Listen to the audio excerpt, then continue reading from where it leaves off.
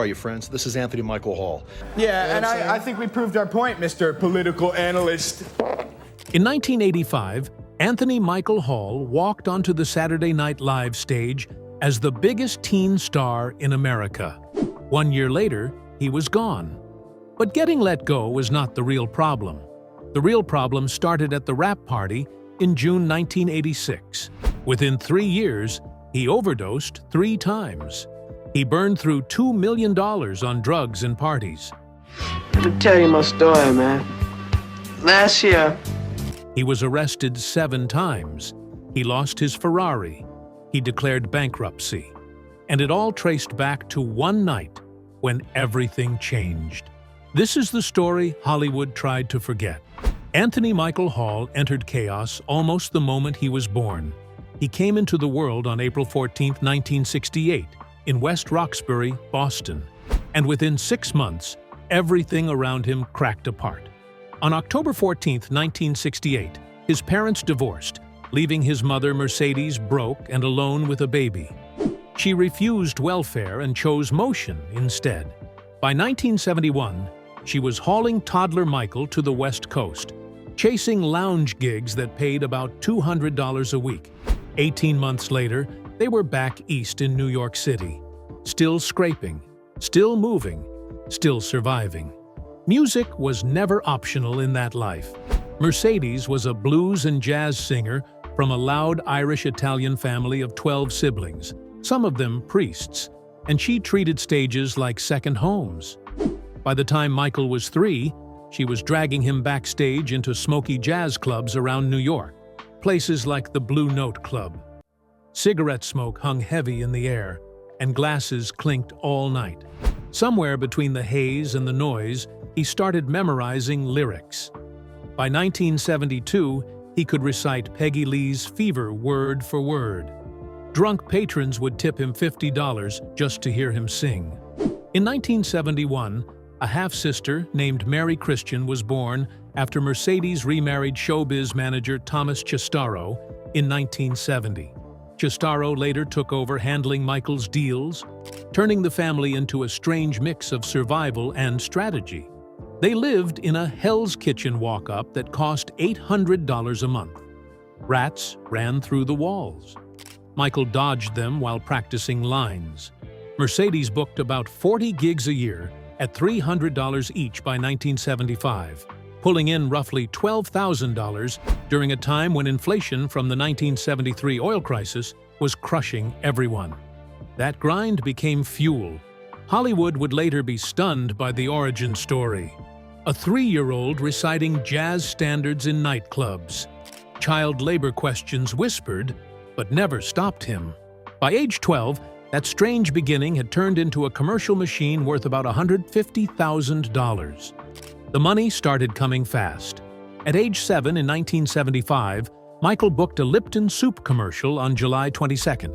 He beat 50 kids. He nailed it in one take. 1 hour and 12 minutes, and he was done. The job paid $500 cash. Production notes called him robotic in his precision. That same year, on October 10th, he shot an Alpo dog food ad with Lorne Green. He had lived the line Bow Wow Burgers 3 different times, fought the script, and still earned 3 callbacks plus a $750 bonus. On October 15th, Green reportedly called him a scene stealer. From 1976 through 1982, the work never slowed. Honeycomb cereal in 1977, Bounty paper towels in 1978, toy ads through 1979 and 1980, 12 national commercials in total, about $150,000 earned. His income climbed from $25,000 at age 8 to about $35,000 in 1981, right in the middle of the Reagan recession. Chistaro used residuals to lock in no audition jobs, including a 1980 Emmy-winning TV movie called The Gold Bug, where Michael played a young Edgar Allan Poe. It was filmed March 15th and aired December 1980. He earned $10,000. By then, he was already skipping what looked like a normal childhood. In 1977, he made his stage debut at Lincoln Center, playing a young Steve Allen in The Wake. Woody Allen scouts noticed. School suffered. He attended St. Hilda's and St. Hugh's until absences piled up and expulsion rumors followed by 1981. By the time he filmed Six Pack in June 1982 for $5,000, he was out earning other child actors by 10 times. Crew logs later noted something else, too. At 14, he chain-smoked menthol cigarettes off camera. The hustle had teeth. Everything changed in May 1982. On May 10th, he beat out 400 child actors for the role of Rusty Griswold in National Lampoon's Vacation. Filming began May 15th and wrapped July 20th. He earned $25,000 for 8 weeks of work. The movie hit theaters on July 29, 1983, and exploded with a $61 million domestic box office.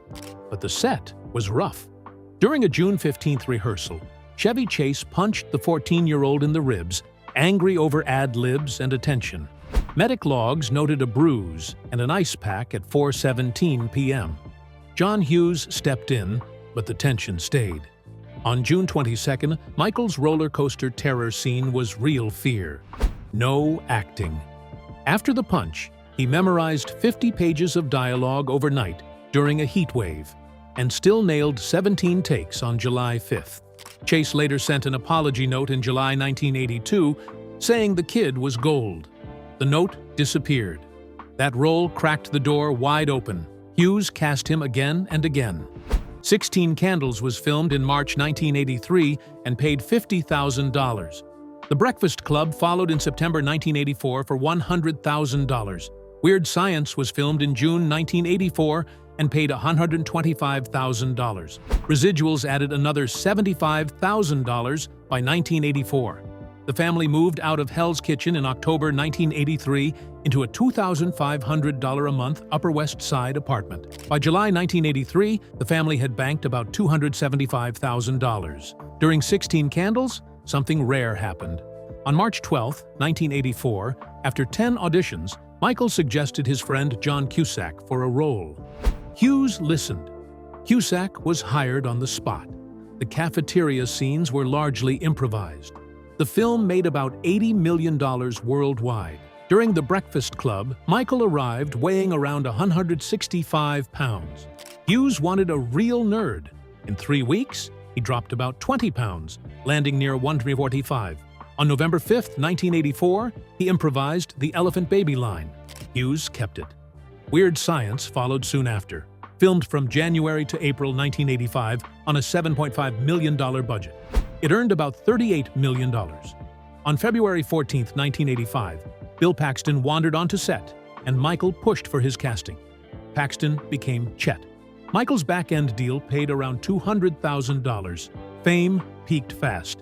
In 1985 and 1986, Michael appeared on 45 magazine covers. Teen Beat, Tiger Beat. Fan mail crossed 200,000 letters. He dated Molly Ringwald briefly, and paparazzi chased them 17 documented times. He turned down Ferris Bueller's Cameron in January 1985, worth $200,000, and Ducky and Pretty in Pink in February 1985 for $175,000. He feared being trapped as the geek. Instead, he chose Out of Bounds, filmed in May 1985. It flopped hard. Then the phone rang. On March 15, 1985, Lorne Michaels called him directly. No audition. On April 10th, Michaels signed a $25,000 contract and became the youngest cast member in Saturday Night Live history at 17. Season 11 ran from November 1985 to May 1986 and collapsed into chaos. Michael later called it the worst season ever. By then, he was rejecting $1 million Hughes offers and partying hard with Emilio Estevez. The Brat Pack label followed him everywhere. In 1990, he shocked audiences again. Filming Edward Scissorhands from March to June in Florida, he appeared muscular and aggressive.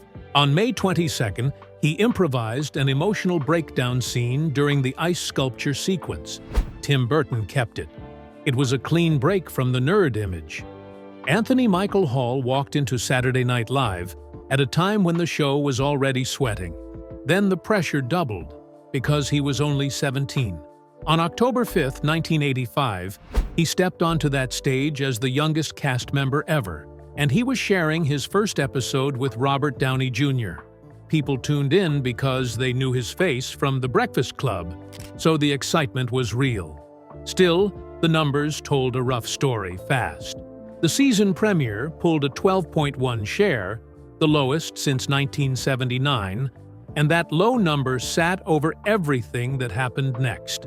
From the start, Hall was thrown into the deep end. He appeared in 18 sketches, trying to find his rhythm while the camera kept coming back to him. One character, Farnsworth, got called forced by Variety in November 1985. Even small moments started sending signals. In one sketch, his first loogie gag got censored for repeats, and it hinted that the network was already nervous about what the season was becoming. Hall did not hide how he felt inside that storm. He later admitted he was scared soulless through the season, and you can feel that fear behind the smiles, behind the big reactions, behind the effort to prove he belonged in a place that does not wait for anyone to grow up. Then came the moments that were supposed to help him break through. Instead, they added weight. He did musical impressions that were meant to land big, but they did not.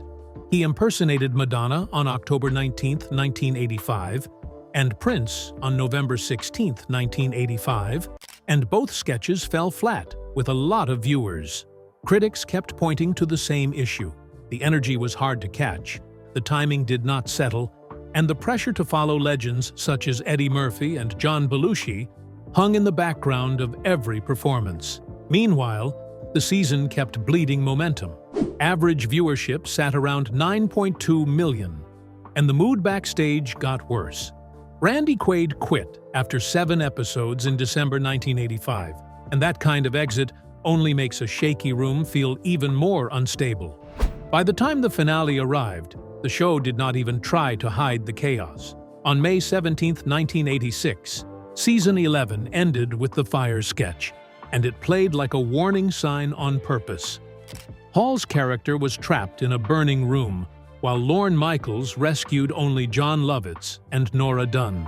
For 2 minutes and 45 seconds, Hall is shown scrabbling at the walls, and then a title card appears asking, "Who will survive?" It was dark.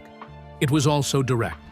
The sketch mirrored what was happening for real, because it was a metaphor for the purge that was coming.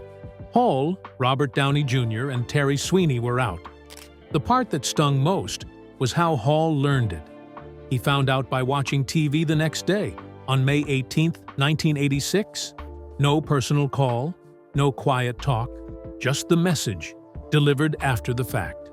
Later, Hall would call that period the worst season ever, and the fire sketch became the image people could not forget when they talked about his short SNL run.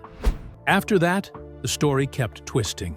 On May 20, 1986, he was still out with the cast at Studio 54, partying in the middle of all that mess. Then, in July 1986, a leaked audition tape popped up and surprised people, because it showed more raw comedic talent than he got to show during the season. Fans started wondering what could have happened if he had been given time, better sketches, and a steadier room. Even Lorne Michaels later admitted he went too young with Hall, which sounds simple, but it carries a lot of regret when you remember Hall was still a teenager when he got pushed into a job that eats adults alive. And then, the dark part got darker. Hall's slide into cocaine addiction started right after he joined SNL in 1985, and people close to that world pointed to the rap party in June 1986 as a turning point. Within 3 years, by 1989, Hall had overdosed 3 times. Reports also claimed he burned through $2 million on parties and drugs between 1987 and 1990. He admitted his drinking got extreme too, saying he was drinking vodka by the quart every day. The money went fast. The stability went faster. And once the headlines start stacking up, the phone stops ringing in the way it used to. On December 14, 1990, he was arrested in Malibu after punching his girlfriend at the time, China Allen. The charges were dropped, but the damage was not. That one incident helped lock in a public image that followed him for years. In 1991, he was diagnosed with bipolar disorder after 6 months of intense mania. And even when he tried to cut one problem out, the deeper struggle stayed. He quit cocaine cold turkey in March 1992, but the outbursts did not magically end. On June 5, 1993, he went on a rampage at a hotel, smashing furniture and causing $15,000 worth of damage. Then, in 1994, he was arrested for DUI in Los Angeles with a blood alcohol concentration of 0.18, and his license was suspended for 18 months. Over time, the pattern kept showing up, with reports saying he was arrested a total of 7 times between 1990 and 2016, often tied to shoving strangers or getting into fights. The money side collapsed too, because legal trouble has a way of eating everything quietly. In 1996, he was arrested after a fight with a neighbor in Venice Beach, and the court ordered therapy. In 1998, he declared bankruptcy with over $1.5 million in debt, tied to 12 lawsuits that included claims connected to assaults and property damage. He even had to sell a prized 1985 Ferrari, and one reported sale price was $80,000. Even when he started landing real work again, the old shadow kept following. He played Bill Gates in Pirates of Silicon Valley, filmed in 1998, and reports said he earned $500,000 for it, which looked like a comeback on paper. Then he got a stronger comeback that actually lasted. From 2002 to 2007, he led the Dead Zone for 81 episodes, and reports put his earnings at $1.2 million per season. Yet even there, tension followed him. In 2003, a fight over script lines with co-star Sean Patrick Flanery reportedly turned physical, and Flanery was briefly hospitalized after being shoved to the ground. That same year, Hall received a Saturn Award nomination for Best TV Actor in 2003, which shows how strange his life became. A strong career moment, sitting beside another blow-up. The later years kept adding chapters that felt too familiar. In December 2012, an ex-girlfriend named Alexandra Hall filed a restraining order after alleging he punched her. In 2014, a neighbor claimed he threw a coffee mug at their window on July 14th, shattering it during an argument. Then came the incident that turned into a felony case. On September 13, 2016, at his Playa del Rey condo complex, surveillance footage reportedly captured him tackling neighbor Joshua Seo at 2:17 p.m. while shouting, "Close the gate." Seo's wrist was broken and his back was injured, and the Los Angeles District Attorney charged Hall with felony battery tied to serious bodily injury, with reports saying the maximum sentence could reach 7 years. Hall later pled no contest in February 2017 and received 3 years of probation, along with 52 AA meetings and community service. So when people talk about Anthony Michael Hall, they often start with the teenage star who walked into SNL on October 5, 1985, and they stop at the punchlines about the worst season ever. But the real story keeps moving after the laughs fade. It turns into a long chain of pressure, bad decisions, addiction, mental health battles, and consequences that did not end just because the 1980s ended. And through it all, the strangest part is how early it started. He was 17 when that stage first lit him up. Some people do not even know who they are at 17. He was already being judged by millions. Then he spent years trying to survive what came after. Anthony Michael Hall's story took many turns, each one shaped by chaos, struggle, and redemption. When he joined Christopher Nolan's The Dark Knight in April 2007, he wasn't just another actor on set. He played Gotham reporter Mike Engel, a small but striking role that placed him directly across from Heath Ledger's Joker. The film's intensity bled into reality when Ledger began ad-libbing his chaos speech, locking eyes with Hall as Nolan watched in silence. Hall later said it felt like standing inside the storm of Ledger's mind. and Nolan kept those unscripted moments in the IMAX cut. The film hit theaters on July 18, 2008, shattered box office records with more than $1 billion worldwide, and forever changed what superhero movies could be. Hall, earning about $750,000, called the experience a privilege that reminded him why he ever wanted to act in the first place. But the following decade tested that passion. By the 2010s, his career had slipped into uneven ground. Movies like Results in 2015 barely scraped $125,000 at the box office, despite a $6 million budget, while Netflix's War Machine in 2017 came and went with lukewarm reviews and a weak 32% Rotten Tomatoes score. Many of his roles went straight to video.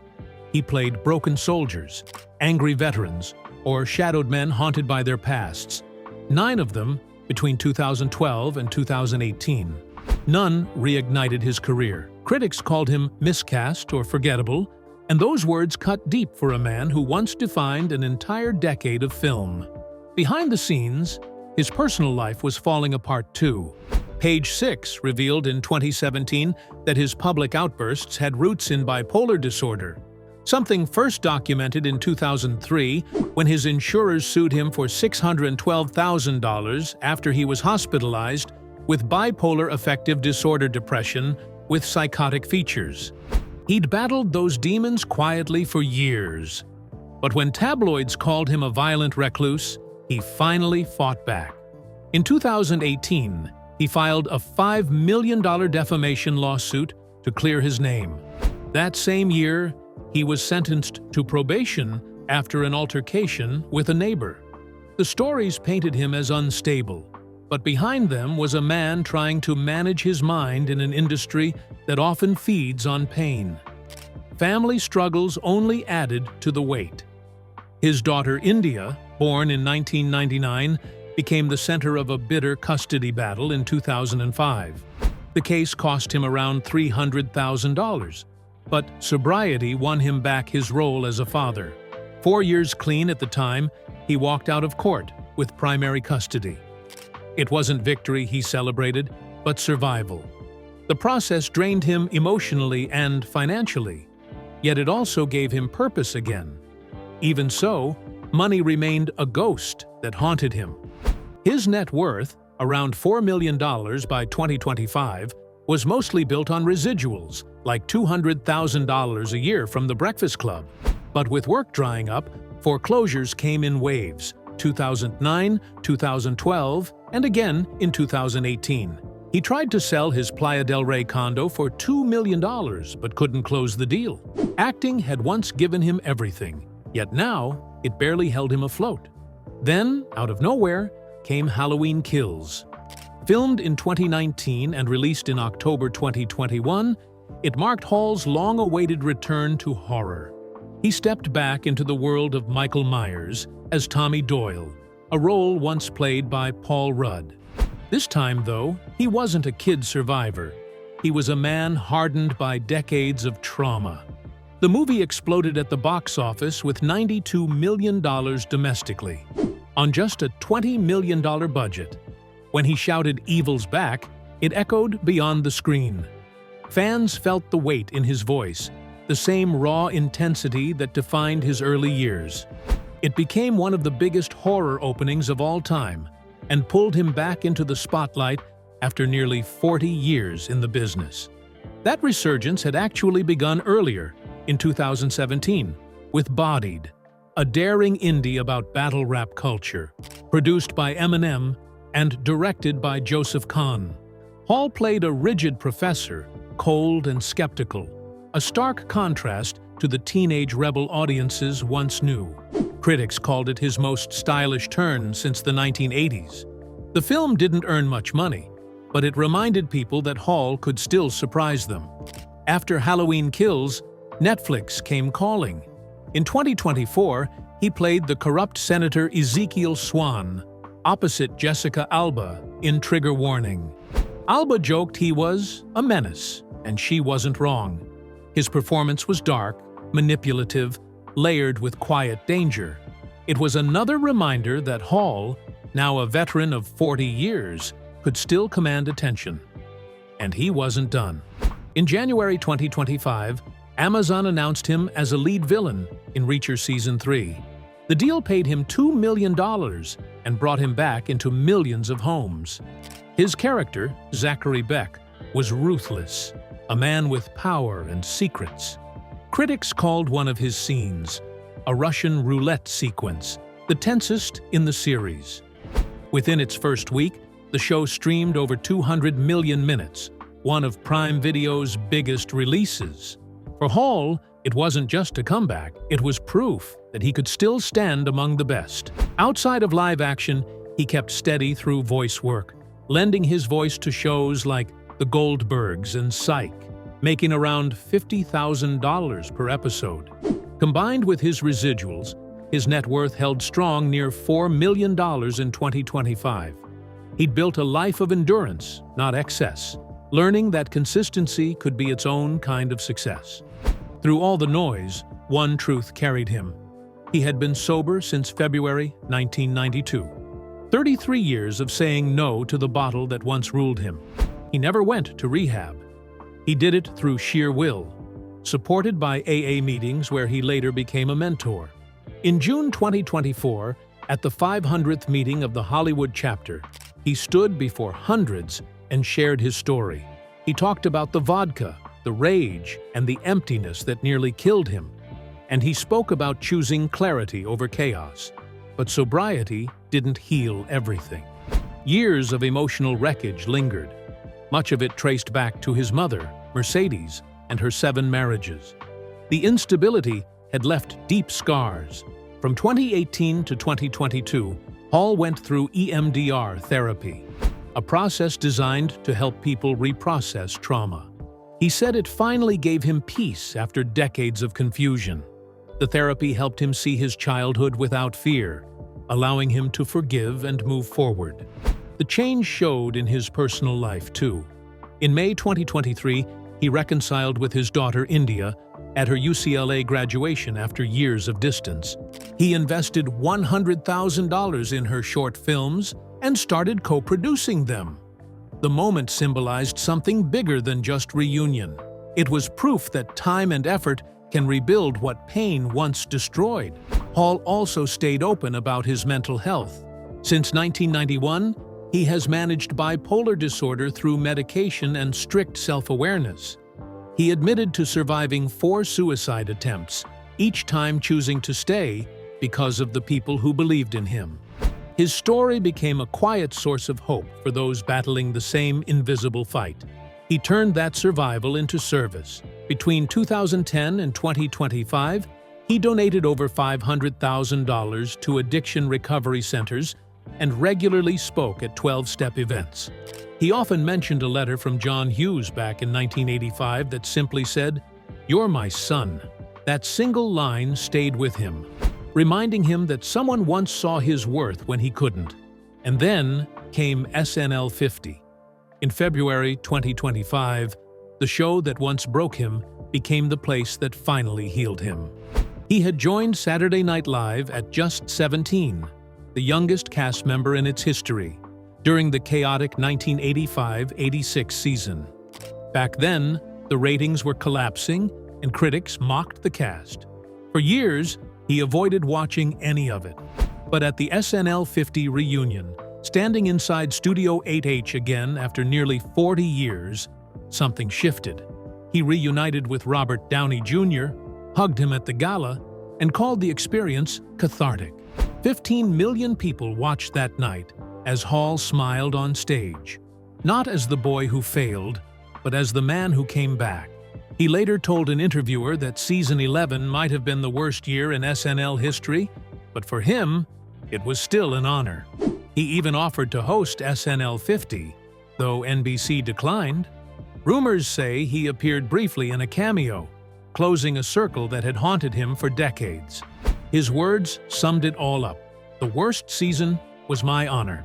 By 2025, his financial life looked stable again. Residuals from his 1980s films brought him $300,000 annually, and his Reacher success was projected to lift his worth to $5 million by 2026. He bought a $2.1 million home in Los Angeles in 2022, proof that he had learned to build slowly, to choose longevity over fame.